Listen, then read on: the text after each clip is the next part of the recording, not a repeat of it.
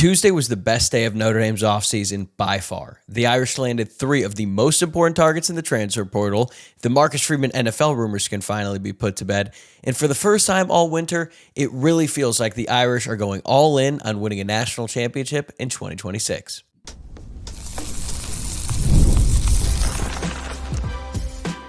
You are Locked On Irish, your daily podcast on the Notre Dame Fighting Irish. Part of the Locked On Podcast Network, your team every day. What's up and welcome in to Locked On Irish, your daily home for Notre Dame football. We are part of the Locked On Podcast Network, which is now the #1 sports podcast network, all thanks to your support. I'm Tyler Wojciak, Notre Dame alum, Fox Sports producer, and I've been covering the Irish for years, and I really appreciate you joining me here on Wednesday, January 14th, and thanks as always for making this your first watch or listen of the day. Please make sure to subscribe to the YouTube channel or follow along wherever you get your podcasts. And don't forget, the Friday mailbag is coming up, so drop your questions in the YouTube comments or on social media. You can find us on X at Locked On Irish and on Instagram at Locked On Irish Pod. This episode is brought to you by FanDuel. The college football playoff is here, and FanDuel is the best place to get into the action all playoff long. So visit FanDuel.com to get your college football playoff profit boost every game day. So look, yesterday's show was a lot of fun. After Notre Dame ended the transfer portal dry spell and they brought in 4 commits, it was really exciting, but today's show is going to be even better. Tuesday felt like the turning point that we have been waiting for this offseason at Notre Dame. The Irish landed 3 of the most important targets in the transfer portal, including a star defensive tackle, an extremely talented wide receiver, and a reliable kicker. Plus, we can finally put an end to the Marcus Freeman NFL rumors that have sort of hovered over this program ever since the season ended. I truly believe that a year from now, we could be looking back on January 13th as the beginning of something truly special for the Notre Dame football program. So we're going to cover it all on today's show, but I want to start with the commitment of former Pitt defensive tackle Francis Brewu. To me, Brewu is the single most important addition Notre Dame will make in this transfer portal cycle, and it's honestly one of the biggest portal acquisitions in the Marcus Freeman era. That is not hyperbole. It's not going to draw the same reaction nationally as adding a big-name quarterback like when the Irish landed Riley Leonard or when they landed Sam Hartman in the portal. And honestly, it might not even resonate as much, at least with the fan base, as the reunion with former 5-star Keon Keeley did in this cycle. But make no mistake about it. Adding Francis Brewu is the most important move because he directly addresses the biggest and most obvious need on the roster going into a make-or-break season. If this team is serious about winning a national championship in 2026, and at this point it feels like they are, they needed to add proven production on the interior, and Brewu gives them exactly that. He's a talented, disruptive player with multiple years of eligibility remaining, which is a huge bonus. So hopefully Notre Dame is not going through this same process again next year. Brewu is listed at 6'2", 280 pounds, and he is originally from Westerville, Ohio, which is not far from Ohio State's campus. And as a true sophomore in 2025, Brewu finished with 35 tackles, a sack, 7 tackles for loss, and a forced fumble. He earned honorable mention All-ACC recognition and was graded as one of Pitt's most effective defenders, regardless of position.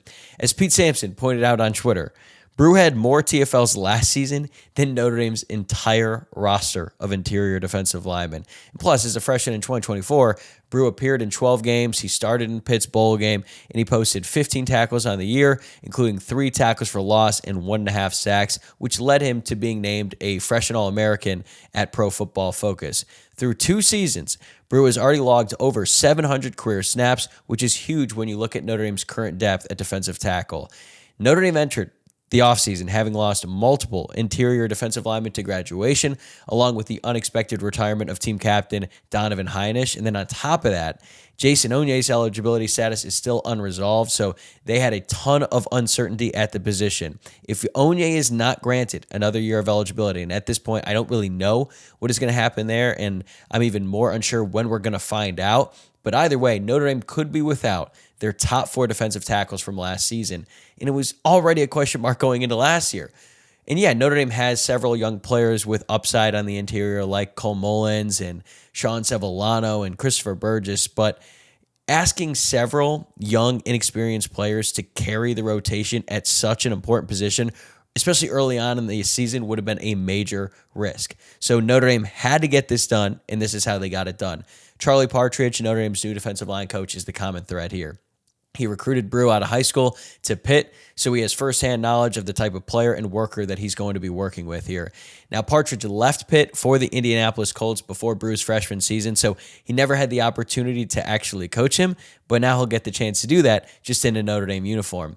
And the moment that Brew entered the portal, Notre Dame immediately became a serious contender, even with Ohio State, Tennessee, Indiana, and even Miami involved at one point. Brew took his visits, and at one point, it honestly felt like he was destined to return to his hometown and commit to Ohio State. But once Ohio State started to waver on Brew because they began prioritizing James Smith from Alabama at the same position, Notre Dame capitalized on the moment, and they made sure Brew knew just how badly they wanted him on their roster. Ultimately, it was enough for Notre Dame to beat out multiple Power 4 programs, including 2 powerhouse programs in Ohio State and Indiana. And yes, I cannot believe I just referred to Indiana as a powerhouse program, but they're one win away from winning a national championship. So it's just a new reality that we all have to deal with. But still, the fact that they were able to do that, to land one of the most productive interior defensive linemen available in the portal, is just a massive win for Notre Dame. Now let's dive into the scouting report. Brew is a little bit undersized for his position, but his production tells a different story. He's an explosive, twitchy athlete. He's got a very quick first step, and it allows him to win early on in both the run game and the pass game. Bruce Feldman from The Athletic ranked Brew 24th on his most recent freaks list after Brew squatted, listen to these numbers for a second, he squatted 685 pounds, he benched 475, and he recorded a 33-inch vertical. So is he a little bit undersized? Yeah, but when you're putting those kinds of numbers on the bench press and in the squat rack, and with that kind of vertical jump, you're going to be a productive defensive tackle way more often than not, and that's exactly what Francis Brew is. He's a little bit more disruptive than he is flashy. Like, he just creates problems snap after snap instead of living off highlight plays. Just go back and watch the Notre Dame Pitt game from this past season, and you will see why Notre Dame center Joe Otting had such a rough afternoon. It was because of Francis Brew. In 2025, Brew was responsible for 20 quarterback pressures, and his 23.5% win rate against true pass sets ranked 6th among all Power 4 defensive tackles, according to Jamie Uyeyama from Irish Sports Daily. Brew can play on all 3 downs. He's not just a run stopper, and he's not just a player who gets after the quarterback. So he'll be out there for an entire series, which gives Notre Dame a ton of flexibility as well. I believe Brew is a day one starter on Notre Dame's defensive line. And if Jason Onye is cleared, Notre Dame could open the season with Onye and Brew at the top of the rotation. Now, if Onye is not cleared, Brew becomes even more critical. But no matter what happens with Onye, Notre Dame is still actively looking to add one more defensive tackle from the portal. And one name to watch is former Oregon defensive tackle Tyon Gray, who is a 6'6", 336-pound tank who actually plans to visit Notre Dame this Thursday. Gray is literally a massive body with real upside, and he would bring a different skill set to the room because he's just got more size and power, given the fact that he's 6'6", 336, and a little bit more power to complement Brew's explosiveness. But as of this recording, Gray is only scheduled to visit Notre Dame, so the Irish are really in a good spot there. Now, keep an eye out for Cal, though, because Gray's former defensive coordinator at Oregon, Tosh Lupoi, left the Ducks to become the head coach at Cal, and he recruited Gray. So I'm sure they're going to be after him hard, but still, I expect the Irish to get this one done. Plus, former USC transfer Elijah Hughes flashed late in 2025. He's going to be part of the mix as well at defensive tackle. And if Notre Dame can pair Brew with Gray out of the portal, bring back Onye and bring back Hughes, and then hope one of Sevillano, Mullins, or Burgess takes a step forward instead of counting on all 3 of those guys to take a massive step forward, defensive tackle could go from being a major question mark to actually a position of strength for the Notre Dame defense next season. And Marcus Freeman has said repeatedly that he wants Notre Dame to be an offensive and defensive line-driven program. But in order to do that, you need high-quality defensive tackles. Now, Notre Dame has one, and they're close to adding another. Partridge has a long track record of maximizing players with Brew's body type and skill set, and this feels like a natural continuation of that success. Brew doesn't need to be a star on the Notre Dame defense. They have that in Leonard Moore, and Adon Schuler, and Drake Bowen, and Kingston Viliamuasa. He just needs to perform like he did for Pitt, and if he's able to do that, it raises the floor of the defense significantly. But under Partridge's teaching, I think he's going to take another big step forward, which is huge for every other guy on that Notre Dame defense. Francis Brew checks every box Notre Dame needed at defensive tackle: production, experience, scheme fit, and remaining eligibility. This was a must-get for Notre Dame, and they got it. Brew may be the most important addition Notre Dame makes in the portal, but the next guy we're talking about is my favorite. And if you love wide receiver play, I think you're going to love Notre Dame's new wide receiver they added on Tuesday. That's coming up next on Locked On Irish. Thank you for making Locked On Irish your first watch or listen of the day, and thank you for making Locked On the #1 sports podcast network. If you have not already, make sure you check out our brand new Everydayer Club. You'll get access to an ad-free audio feed for Locked On Irish. Same show, same schedule, just no ads, and it works on Apple Podcasts, Spotify, or whatever podcast app you use.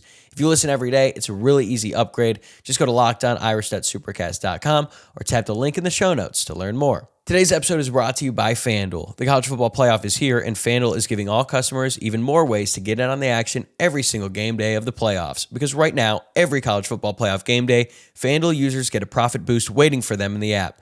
Here's what I love about it. You get to use the profit boost on the bets you already feel good about. You can ride with the favorite when you think one team controls the matchup, or you can take a shot on the underdog if you feel an upset coming. And if you're really feeling confident, go all in and build a parlay around the players and moments you think will decide the game.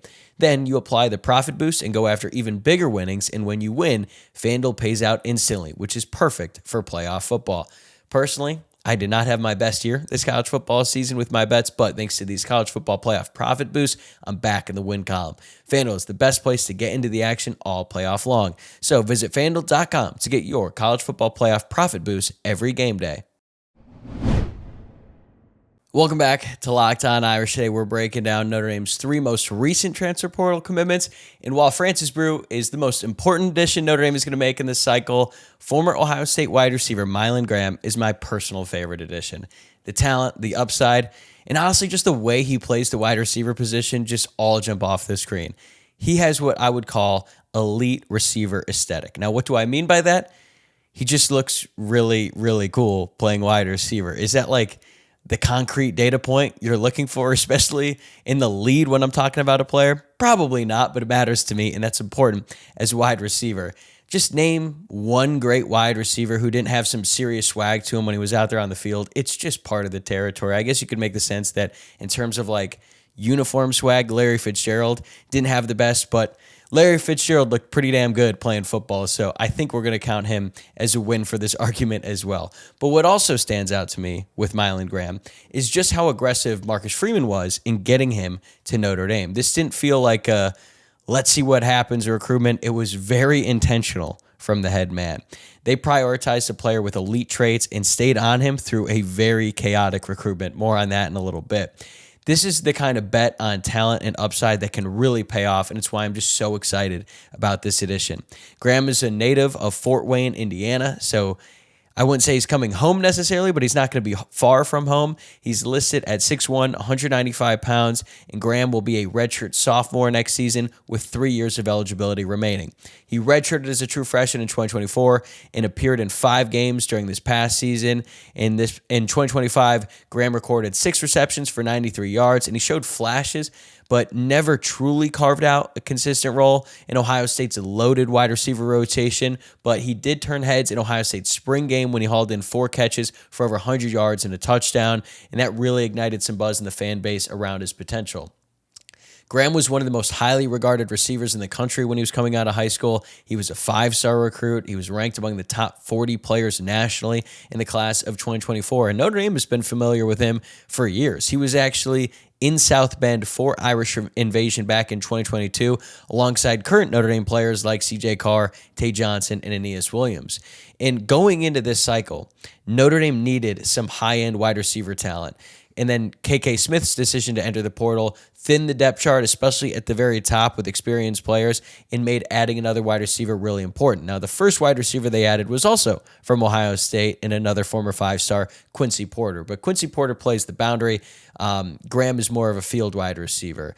And even though Notre Dame missed out on their top receiver target in the portal and Nick Marsh, the staff was able to pivot pretty quickly and effectively by adding Porter and Graham. But outside of those two guys, really, Jordan Faison is the only guy that Notre Dame could really count on next season. He's the leading receiver.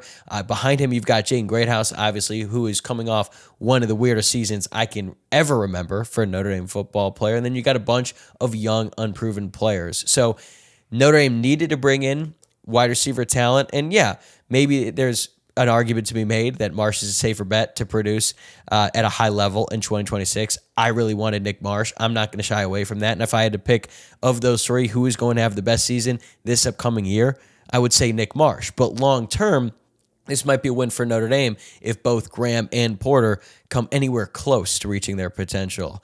But this was a difficult battle for Notre Dame to win, to say the least. As soon as Graham entered the transfer portal, Ohio State made a strong effort to retain him, which I think says something in itself. But from that point on, the entire process was, unpredictable, to say the least. At first, it felt like academics were going to be the biggest hurdle, keeping him from landing at Notre Dame. Then Graham took a visit to South Bend, and it felt like a commitment could be imminent. But then the next day, he took a visit to Auburn, and nobody was really sure what to believe anymore. But then once Graham got back from the visit, Notre Dame was once again viewed as the favorite. And on Saturday, On Three's Pete Nakos and Steve Wilfong both put in crystal ball predictions for Graham to land with the Irish, which more often than not signals a decision is already in. But then Sunday morning brought yet another twist with, renewed hesitation around the academic fit at Notre Dame, you could say, and it looked like Graham might head back to Ohio State. I even said on the show on Monday, I did not think Graham was going to end up at Notre Dame, even though on the show Friday before that, I said Graham was going to Notre Dame. But in that moment on Monday, I was like, look, I'm not ruling anything out because this recruitment has already been such a roller coaster. If it continues to be, that would make a lot of sense. So Notre Dame was ultimately able to get this done, and what mattered was really Notre Dame's persistence. Despite the uncertainty, the staff, and particularly Marcus Freeman, stayed aggressive with Mylan Graham and never backed off. Graham also has strong ties to current Notre Dame players, so I think that's important as well. He has trained for years with Tay Johnson, Notre Dame safety, at AWP Sports in Fort Wayne, Indiana. He's also, that trainer at AWP Sports has also worked out with former Notre Dame stars Tyler Eifert and Jalen Smith. So there is a level of familiarity with the university, the program, the staff, and Marcus Freeman, and even the players on the roster. And finally, on Tuesday evening at 6:20 p.m. Eastern Time, Mylan Graham made it official and announced his commitment to Notre Dame. So what is Notre Dame getting in Mylan Graham? Well, he's a smooth athlete who plays faster than his testing numbers suggest. He's an excellent route runner, too. That's another one of the things that I just love about him. The way that he gets in and out of cuts is really impressive, and he also just makes it look effortless. For as talented as he is, he hasn't been able to put it all together just yet, which is partially why he wasn't able to produce as much in his first two seasons at Ohio State. And Matt Freeman from Irish Sports Daily wrote a great column on Mylan Graham and his commitment to Notre Dame, and he had a great quote from Andrew Gillis of Cleveland.com, who explained the conflicting viewpoints on Mylan Graham. So Gillis explained that Graham's upside is obvious, and early on in his career, he drew comparisons to Garrett Wilson, the former first-round draft pick who was with the New York Jets. Graham is really good after the catch, and then once he gets it into space, he can turn on the Jets and pull away from any defensive back who is chasing him. Plus, he has really good hands, and he knows how to use them well, and he's able to extend beyond his 6'1" frame. But the biggest knock on Mylan Graham during his time at Ohio State was consistency, or I guess inconsistency, I should say. Ryan Day cited trust and reliability as areas Graham still needed to improve. When he was asked why Graham wasn't getting on the field when he had the opportunity to do so late in the year, when Jeremiah Smith and Carnell Tate went down with injuries, I believe they were both out for the 2 games leading up to the final regular season game against Michigan. Obviously, Graham was going to have a ton of opportunities throughout the season when he was sitting behind those two guys, but even when they went down, he got passed up by more experienced players, so that is certainly worth noting. But he still ended up being Ohio State's 4th most productive wide receiver, and I think Notre Dame is banking on him becoming more consistent with a change of scenery. Graham is most likely going to be a field receiver at Notre Dame, but he has the skill set to play in the slot. But with him on the field, you don't really need traditional receiver roles. Like if Faison, Greathouse, and Graham are all out on the field at the same time, Mike Denbrock and his staff can get creative with how they use him. But the competition at wide receiver is going to be intense. Graham is going to have to earn his snaps against another former Ohio State wide receiver in Quincy Porter, plus returning Notre Dame players like Cam Williams, Elijah Burris, Logan Soldate, true freshman Kadon Finley, Gilbert as well, even though they aren't technically the same position because Gilbert is more of a boundary wide receiver, but it's not a situation where Graham is just going to walk into the room and he's the day one starter, kind of like it was with Malachi Fields, but he can insert himself into the rotation by showing out on the practice field, and it starts, honestly, during winter workouts and spring practice. Graham has 3 more years of eligibility remaining, though, so he could be a fixture in this offense for a long time. He doesn't need to be a finished product on day one. He needs to get reps, build confidence, and become a consistent playmaker for the Irish. All in all, Mylan Graham is a bet on extreme talent and a belief in your coaching staff that you can bring out the best in him in a new environment. Like I said, Notre Dame didn't land their top guy in Nick Marsh, but instead of settling, they pivoted and they landed 2 receivers with very high ceilings in Porter and Graham, and they are also bringing them from the best receiver room in college football for like the past decade. So Graham may not be a household name yet, but he's got all the tools, and if he puts it all together, he could be one of the most dynamic wide receivers that Notre Dame has had in a long, long time. And if adding high-end talent, a defensive tackle and wide receiver was not enough, Notre Dame also fixed one of the biggest issues from last season. Plus, we finally got clarity on Marcus Freeman's future. It's coming up next.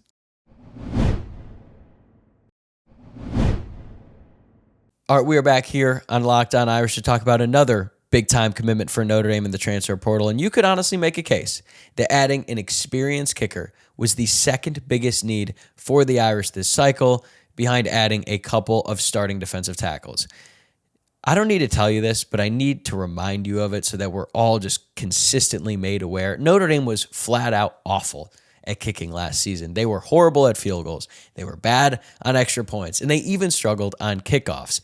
It really cost them the Texas A&M game in some way. Now, that had less to do with the kicker and more to do with the holder, but it also cost them points and changed how games are managed throughout the rest of the season. Like, you could feel Marcus Freeman hesitate on 4th down every time he had to make a decision when Notre Dame had stalled outside of the red zone. So, was I concerned that Notre Dame didn't appear to have made any progress at kicker through the first 11 days of the transfer portal? Yes. And even though there were some rumors floating around the last few days that Notre Dame was in good shape with a mystery kicker, I was still a little skeptical because they had allegedly been in on a couple of other kickers who either picked another school or didn't enter the portal at all. And then, seemingly out of absolutely nowhere, it happened. Notre Dame landed Spencer Porath, the former Purdue kicker, and here's the wild part. Allegedly, he never even entered the transfer portal. I'm not sure how that works, but credit to Marty Biaggi and the Notre Dame staff for pulling this off, because now they have their guy. Porath is an experienced, proven kicker who had success in the Big Ten. That's exactly what Notre Dame needed. Last season at Purdue, Porath went 15 of 17 on field goals, and that 88% field goal rate is the best single-season mark in Purdue history. He hit from distance, too. 4 of 5 from field goals between 40 and 49 yards, and he was 2 of 3 from 50 or more yards, including a long of 53. And he was perfect on extra points. And just as an added bonus, Porath went 3 for 3 against Notre Dame last season in Notre Dame Stadium with a long of 48 yards. So yes, the Irish got firsthand experience with him doing his job very well. Notre Dame has not had that level of reliability at kicker in a while.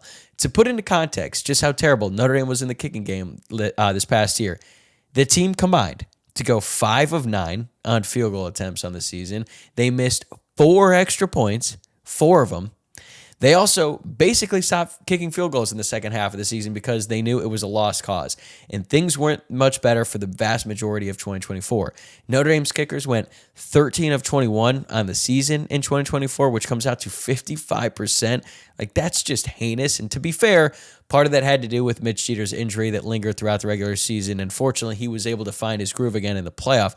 But that is back-to-back seasons of atrocious kicking that Porath will now be asked to fix. Porath will technically compete with Eric Schmidt for the starting job, but let's be honest, Notre Dame made this move because they needed a new starter. The staff still likes Schmidt. He has a future at Notre Dame, but they could not go into next season, a make-or-break year, with Schmidt as the only kicker on scholarship. That would have been malpractice. Instead, they shored up one of the biggest needs, and now you look at this roster and think, do they have a weakness? I mean, sure, some positions are better than others, and running back is going to take a step back next year after they lost quite literally the greatest running back duo in school history. But this roster is loaded from top to bottom, and if they can just add Tyon Gray in the portal defensive tackle, maybe a few guys for depth on special teams. You are looking at a top 3, top 5 at worst roster heading into 2026, which leads me to Marcus Freeman, because we can finally put an end to the Marcus Freeman NFL rumors this offseason. Are they done forever? Probably not. We're probably going to have to do this again next year and probably the year after that too, because clearly the NFL is really interested in Marcus Freeman. And the more success that he has, the more interested NFL teams are going to be. That is just the reality when you have a coach who is as young, charismatic, and successful as Marcus Freeman. But what matters right now is this. Marcus Freeman will be the head coach of Notre Dame in 2026. And after everything that this fan base has been through the last few weeks, that matters a ton. And I'll admit it. Even after Freeman tweeted that he was going to, quote, run it back, I was still a little bit concerned. Not because I thought he wanted to leave, because I never believed that was the case. But sometimes in life, or in this case in the NFL, it forces your hand if the right job opens at the right time. And then on Tuesday, the exact scenario I worried about quietly showed up, because Mike Tomlin stepped down after 19 seasons as the head coach of the Pittsburgh Steelers. The Steelers are one of the most historic, stable, respected franchises in the NFL and one of the most storied and recognizable franchises in football. Like, if you think of football and you like the history of the sport, the Pittsburgh Steelers are as part of it as any other team or college program there is. And we already know from Diana Rossini's report a few weeks ago at The Athletic that the Steelers had already had internal conversations about Marcus Freeman in the event Tomlin were to step down, because this has been where things were headed for weeks. They even made inquiries with Freeman's agent. We're not sure how far along those conversations went, but it's definitely a little worrisome knowing that one of the most iconic NFL franchises is very interested in your head coach, and they might not take no for an answer. So, of course, almost immediately after the Tomlin news broke, Marcus Freeman's name was everywhere. Dan Orlovsky from ESPN said that Freeman should be Pittsburgh's first call. He's not just a candidate, he's the top choice for the job. And I'll be honest, that's the moment where I had to pause for a second and really think about it. Like, would Freeman turn down the New York Giants? Yeah, I always felt pretty good about that. But would he turn down the Pittsburgh Steelers with that history, the stability, and that standard? I was less certain. But not long after that, Notre Dame, I should say, scheduled a press conference for the next day, which is today, with Marcus Freeman. That was not an accident. That felt like Notre Dame saying, we're not going to let this spiral. And then came the confirmation from Adam Schefter. Schefter reported that Marcus Freeman is expected to remain the head coach at Notre Dame in 2026, despite interest from several NFL teams. And to me, that's when it felt official. Like, we could finally all take a big, deep breath. And I know Marcus Freeman already said he was running back a few weeks ago. I get that. And I don't even think it's in his character to go against his word. But we also heard on Sunday, this past Sunday, just a few days ago, from Ian Rappaport of NFL Network, that NFL teams had essentially ignored that announcement and were still pursuing him. But now we know it wasn't enough. And I'm very eager to hear what Marcus Freeman has to say in his press conference this afternoon, because it's the first real time that we'll hear from him since the playoff snub. I know he was featured in the Here Come the Irish documentary, but this is different because he'll actually be asked about the NFL rumors point blank. And I have to give credit where credit is due here. It was very smart of Notre Dame to schedule that press conference right after the Tomlin news broke to make sure the story didn't spiral while they were in the middle of trying to secure targets in the transfer portal. I have been pretty critical as of late of how Notre Dame handled public relations in recent weeks, including the NFL rumors with Freeman to start, and then the contract announcement, and then delaying the transfer portal announcements. But this was a smart, proactive move to get Freeman in front of a mic as soon as possible and put this to bed. So, salute to whoever was in charge of that. But here's the part that I think sometimes gets lost in these conversations, not just from Notre Dame people, but everyone on the outside, like a person like Dan Orlovsky saying that Marcus Freeman should definitely be the top choice for the job. Being the head coach at Notre Dame is one of the best jobs in football today, college or the NFL, full stop. They have the resource to compete in this era. They have a national brand, recruiting reach, stability, and a realistic path to a national championship. Freeman choosing to stay at Notre Dame reinforces the reality of what this job is, and his commitment backs it up. And with how everything worked out, I actually think The timing of all this is a really good thing for Notre Dame long term because there are a lot of high-quality NFL jobs open right now. You got the Steelers, the Ravens, and a few others. So if Freeman was ever going to seriously consider making the jump from college to the NFL, this would have been a pretty logical time to do it given the jobs that are available. Instead, he's choosing to go all in on Notre Dame. And maybe that means that if he decides to explore the NFL down the road, maybe after next season the jobs available won't be quite as good. And that matters because then Marcus Freeman could be around a lot longer than just a few more years, as some people would lead you to believe. But when you look at what's in front of him right now, it's hard to imagine a better situation than this one.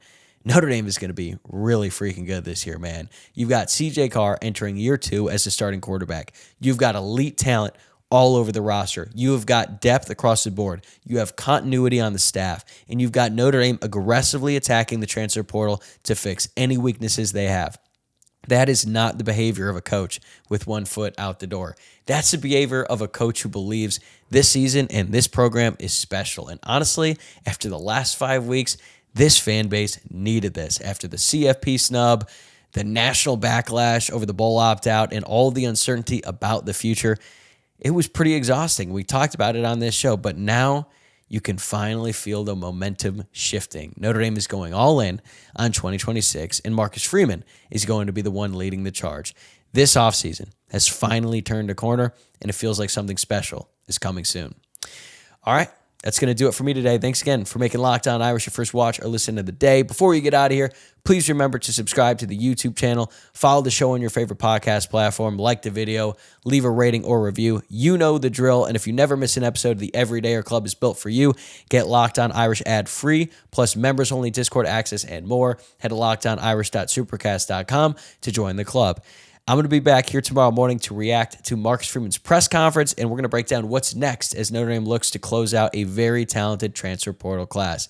Have a great rest of your day, everybody. I'll see you then.